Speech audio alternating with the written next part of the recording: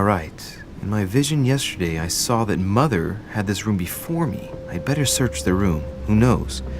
Maybe she left me something behind.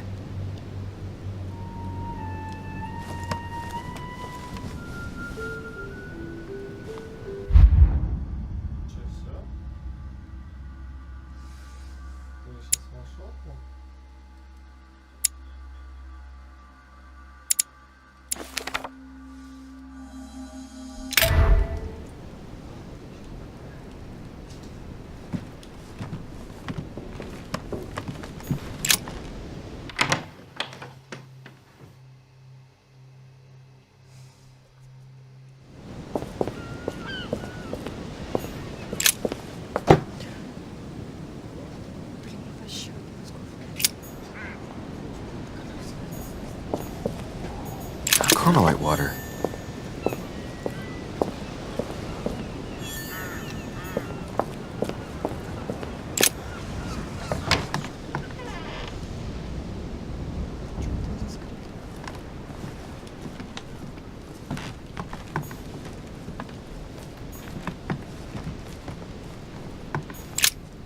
Oh, this bookcase is well stocked.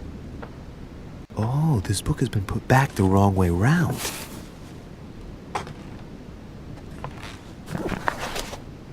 A Voyage Around the World, the travelogue of the explorer Louis-Antoine de Bougainville. One of Mother's favorite books. What a coincidence. And I don't believe in coincidences. It's just too much.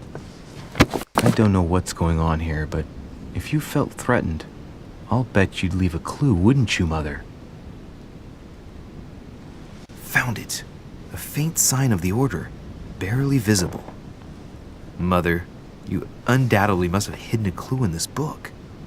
Let's see if I can find anything else in this room.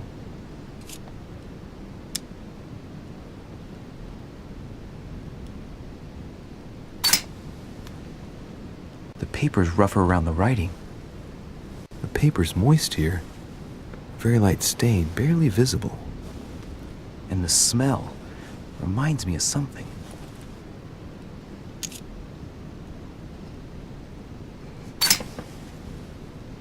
The paper's rougher around the writing. The paper's moist here. Very light stain, barely visible. And the smell reminds me of something.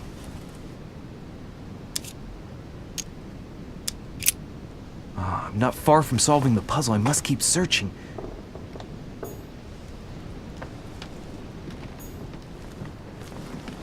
Look, markings on the floor. Just a bit worn out. I was hoping to find something leading to a secret passage.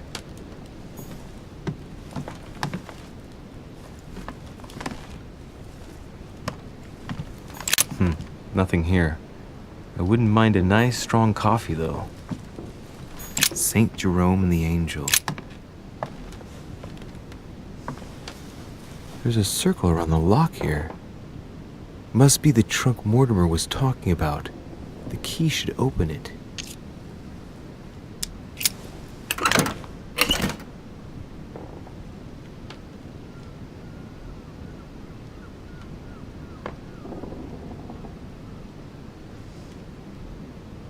There's a note. Effects of Sœur de Riche, to be given to her son, Louis. I should probably take it.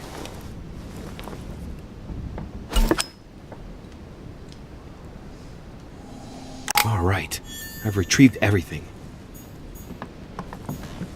Saint Francis of Assisi and ecstasy, before superior voices. It always amuses me to see how art gets used for propaganda purposes.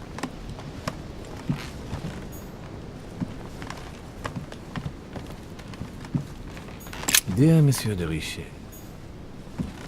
I haven't even had time to unpack my cases. The inspiration of St. Matthew, or Matthew writing his gospel. Nothing.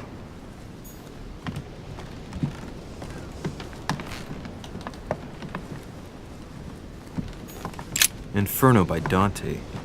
Abandon hope, all ye who enter here. Lovely lectures Mortimer's giving to his guests. Very jolly.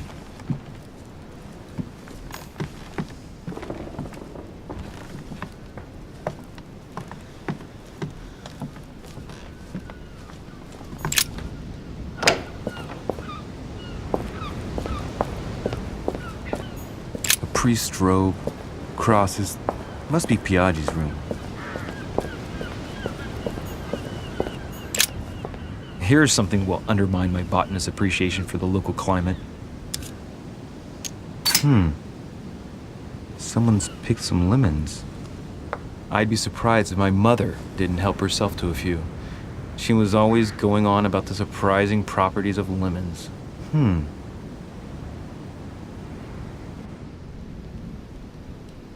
Let's recap. My mother was in this room. I found a rare edition of her favorite book. She must have left something behind. She applied a liquid to the book. What if she used lemon juice instead? An old trick used to hide messages. A message using invisible ink. I bet she used a lemon to leave a message. Now, how do I reveal the message?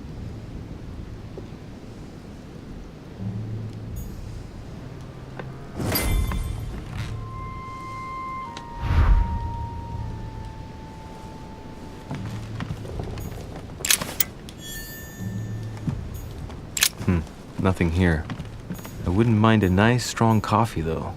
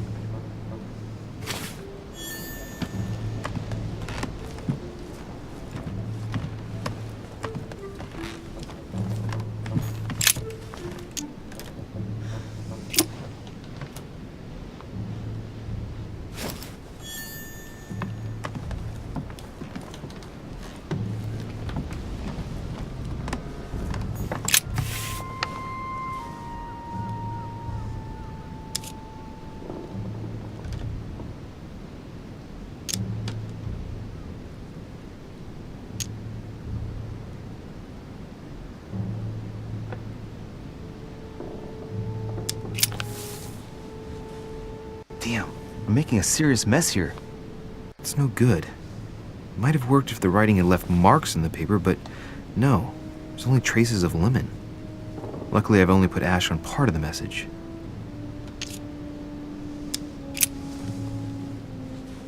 Well, so it wasn't that, and I've just stained half the page. Ink is always used to write a message, never to reveal one. I must find something else. Aha! It's working! The heat reveals the message. Let's see what my mother wrote. Where all eyes size you up, you must pass by the Gorgon. Gorgon was the name of Medusa in Greek mythology.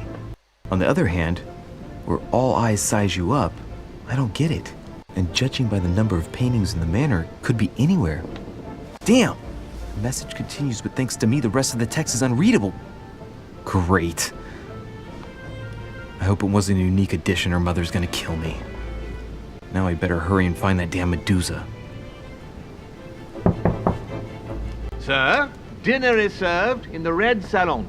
Typical. I'm not hungry. Please give my apologies to all the guests. Sir Holm requests your presence, sir. Well, I guess I'm just gonna have to wait before going and looking for my Medusa. Tell him I'll be there in a minute.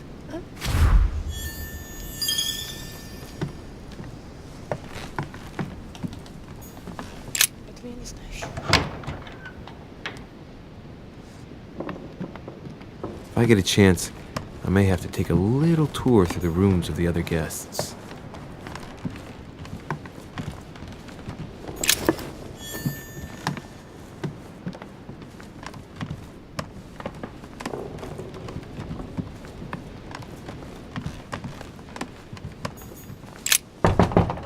Let no one disturb me. I'm busy. Too bad. I'll see him later. President George Washington.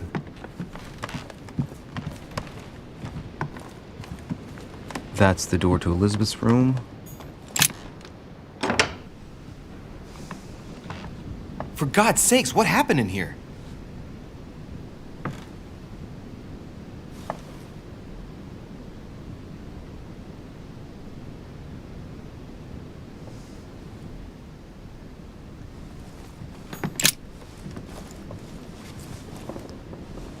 A chest with a half-circle pattern.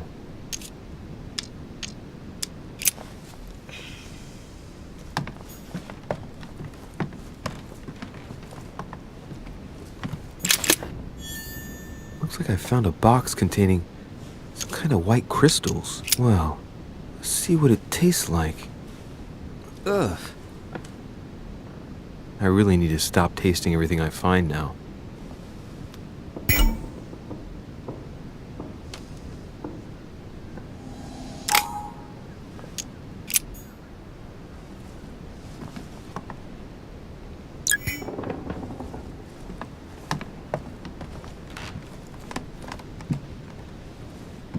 June 11th, 1791. My dear Elizabeth, your last letter gave me much cause for concern. Your words were so cold, as if emotions no longer matter to you. Father maintains. August 24th, 1792.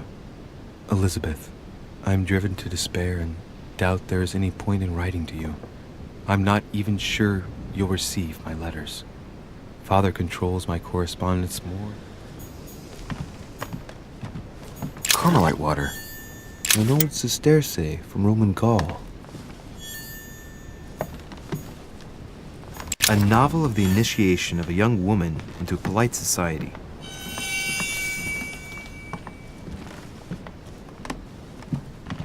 My dear Elizabeth, I'm writing to inform you of some unfortunate news.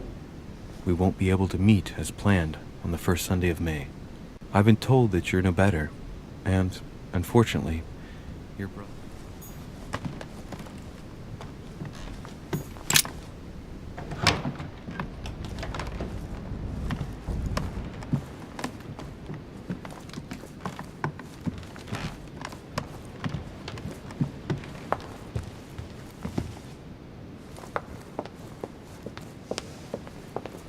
Monsieur Johann van Volne.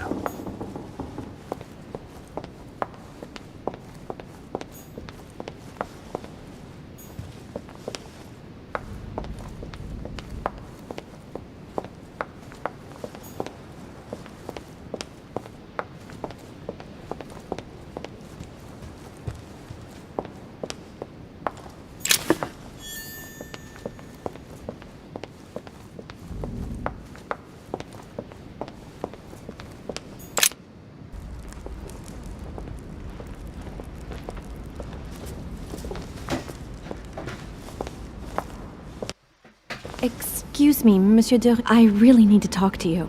Is this about last night? No, that was just a misunderstanding. I'm sure it was a little bit my fault, too. There's no excuse for that man's horrible behavior. You ought to tell Sir Home. Look, the only thing that I care about is that I've lost something precious. I'm not worried about Jacques Peru.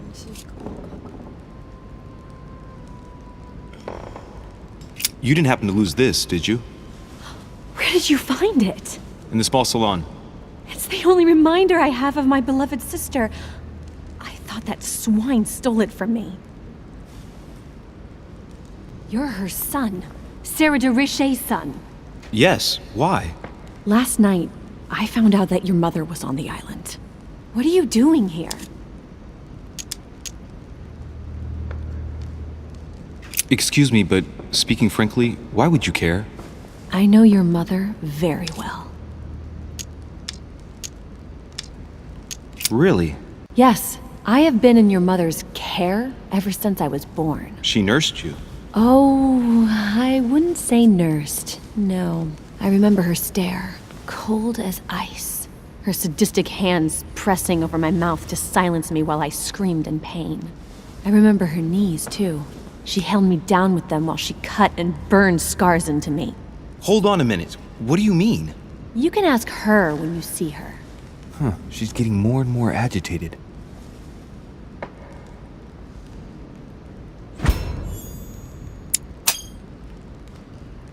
And next you're gonna tell me my mother's also responsible for that scar on your head? My heart stopped twice during the operation. I lost my memory for 6 months. You obviously have no idea of the abuse your mother inflicted on me. Wait. There must be some kind of mistake. My only mistake was ever meeting your mother. She's able to describe every detail without hesitation or getting flustered. It's becoming difficult not to believe the poor girl. Look, I've got to go. Wait. I need to know more about you and my mother. Why did she put you through all of that? There must be some reason for what she did. What's the point of rubbing salt in the wounds? Elizabeth, confiding in me might ease your burden. Let me relieve you of some of your suffering. Relieve me? Do you even hear yourself? Do you really think that by confiding in my torturer's son, I will be healed as if by magic? That it will bring my smile back or let me sleep at night? Look, you don't seem like a bad person, and I'm sorry you have to find out your mother's true colors like this. But I'm not going to pity you. Everybody has their cross to bear. I know your little game. You're no different from the rest of them. You couldn't give a damn about me. The only thing you're interested in is finding out about your mother. Don't say that. Not everyone wants to use you. Some people care about you, don't they? Haven't you got a sister? Yes. I'm sure she loves you with all her heart. She's the only one who cares about me.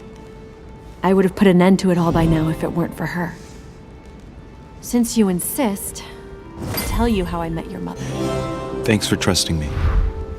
You see, before I was born, my mother often suffered from hallucinations and fits of anger. Soon people could barely recognize her. She became a completely different person. So my father spent an enormous amount of money paying for the best doctors, but none of them were able to cure her.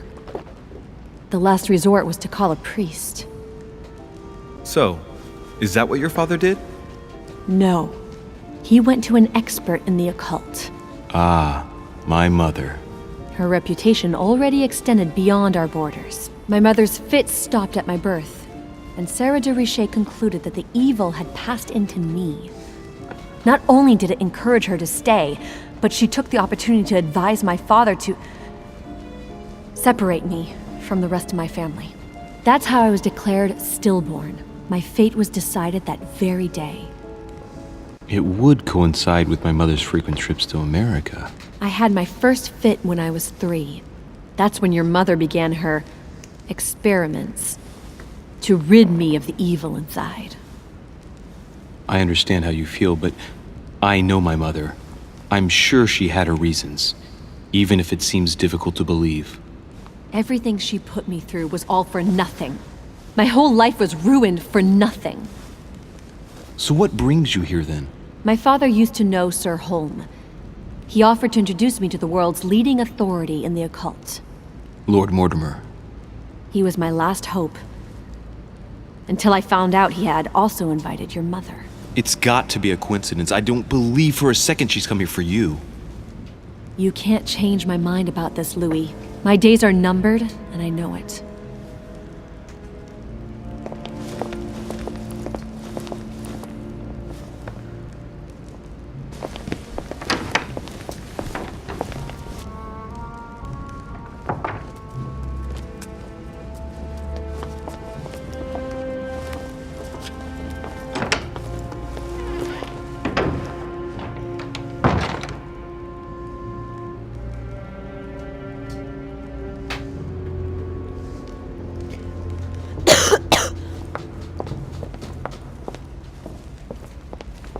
What can I do for you, sir? I am at your service day and night, sir. What can you tell me about the guests? Do excuse me, sir, but I am bound by discretion to say nothing about Lord Mortimer's guests, sir. Perhaps would like to know something else?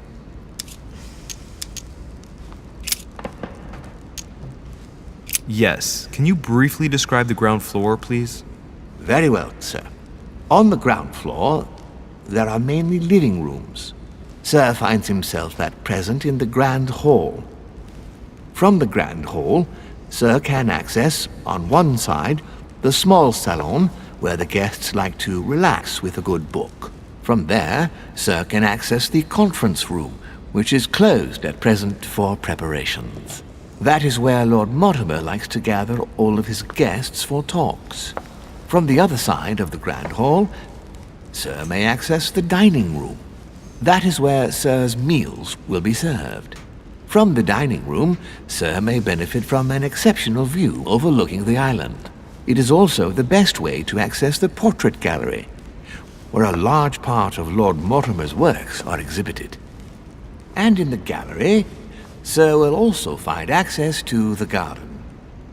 But Sir may be reassured the building is accessible on both sides, so that it surrounds the garden in question.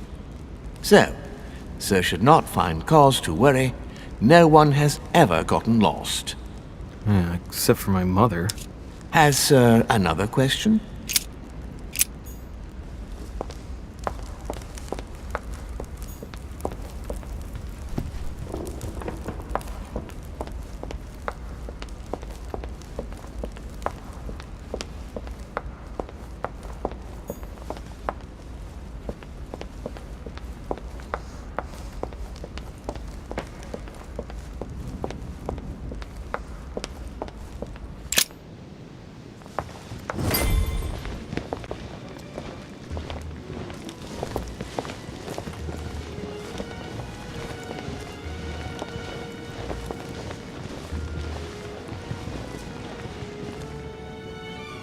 Dear friends, I bid you welcome. I hope the night was not too short. Your Eminence, Duchess, Monsieur de Riche, allow me to introduce our new guests. They arrived during the night. Johann Christoph von Wollner, Minister of Religious Affairs and close aide of Frederick William II, King of Prussia. Napoleon Bonaparte, Lieutenant of the French Revolutionary Army. And Jacques Peroux, French Revolutionary Tribunal Judge.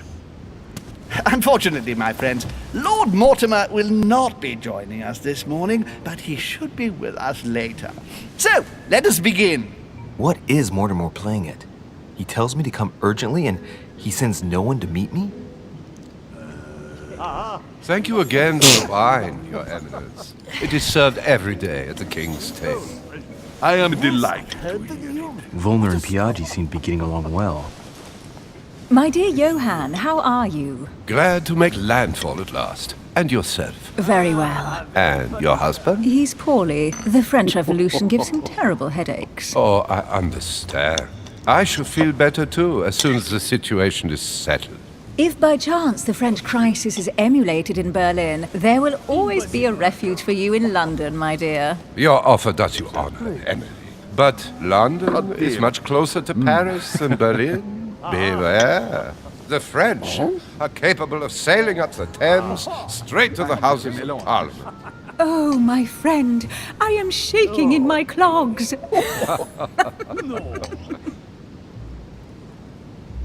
Is the wine to your liking?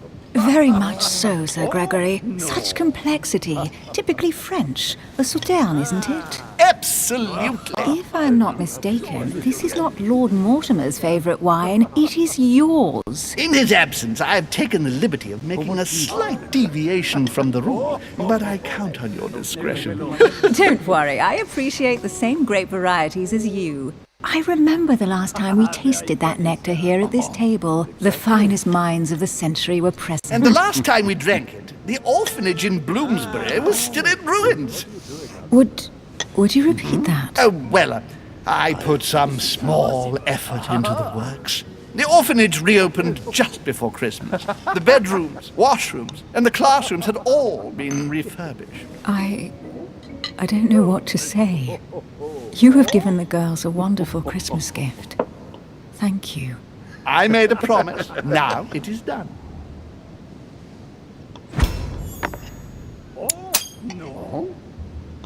It's the first time I've ever seen her so moved.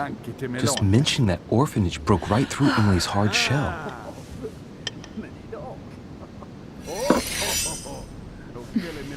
Is everything all right? Yes, thank you. I had a moment of absence, but here I am again.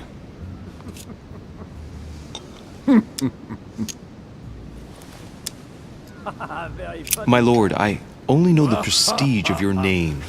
Might I have the honor of getting to know you a little better? You are Monsieur Louis Moras de Riche. de Riche. De Riche. A name with a nobiliary particle. Are you descended from a noble line? Don't trouble yourself. I am just a simple French citizen. Really? Oh, you seem nothing like a commoner. Especially compared to that wretch over there sharing our meal. Please, go ahead. What do you want to know? Have you any information on this Napoleon? And you, sir? He's certainly well connected and in high places. Surprising. No one appears to know him. Not really. No one knows me, and yet here I am. Quite so. Who does not know? Monsieur de Riche? It would seem we have common interests. Could we speak in private, please? That's right. Sire can do wonders. Please, go ahead. What do you want to know? Lord Mortimer and the Golden Order, through your mother, have concluded a financial agreement. Stay composed, Louis. I'm listening. An agreement for cannons. Lord Mortimer assured me that you are to take over the project on behalf of your mother. It is remarkable. You must know that I am deeply sorry about their disappearance, but I must validate the deal urgently if I want to be able to organize things properly. I haven't seen Lord Mortimer yet. I'm afraid I'll be unable to answer your questions. He assured me that you could replace your mother during her absence. I appreciate his confidence, but still, this is a bit hasty. But please continue. Of course, but I need to know if I can count you among my allies. Well, of course. And for that, I have a little question for you. The agreement stipulates an aid of 50,000 louis d'or for 200 cannon.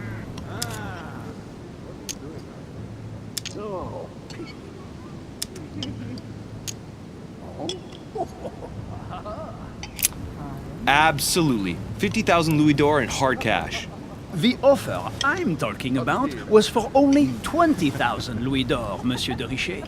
The truth is, you really have no idea about our agreement. So, you're wasting my time. I need to work with people I can have confidence in, sir. The exact numbers may have escaped me. I suggest you wait for my mother's return in order to manage such details. I have one last question I would like to pose to you. We don't know each other yet, you and I. And I need to make sure that we both share the same vision for the future of France. Given the hard times that have befallen our beautiful country, what do you think it would take to restore its luster?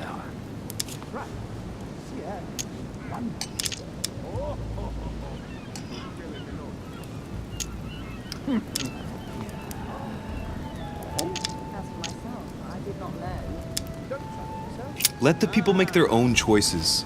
You are joking, I hope. The people are simply not capable of taking charge, don't you see?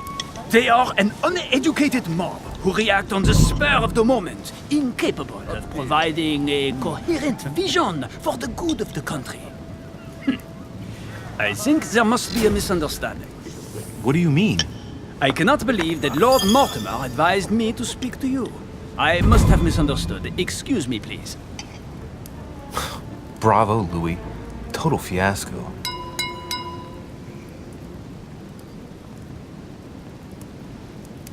My friends, I would like to say a few words, please. I would like to thank Lord Mortimer, and you, Sir Holm, for bringing us all together here. Those of us for whom it is not the first time here, like me, are all trembling in sweet anticipation of the arrival of our host. For the rest, I would like to reassure you that Lord Mortimer always has a few surprising projects to propose. But I can assure you that each and every one of us has always benefited from them. The last time I came to this place, Lord Mortimer offered to help me in my electoral campaign for the presidency of the United States. And it is imminently clear that his support was an invaluable aid to us. We are here among like-minded people. So let us put aside the conflicts in which some of our nations find themselves at present. So I raise my glass in honor of you all, my new and old friends. I trust you shall not be disappointed, Mr. Washington. Right, we shall meet again tomorrow. All the guests will be present, as well as Lord Mortimer, I hope.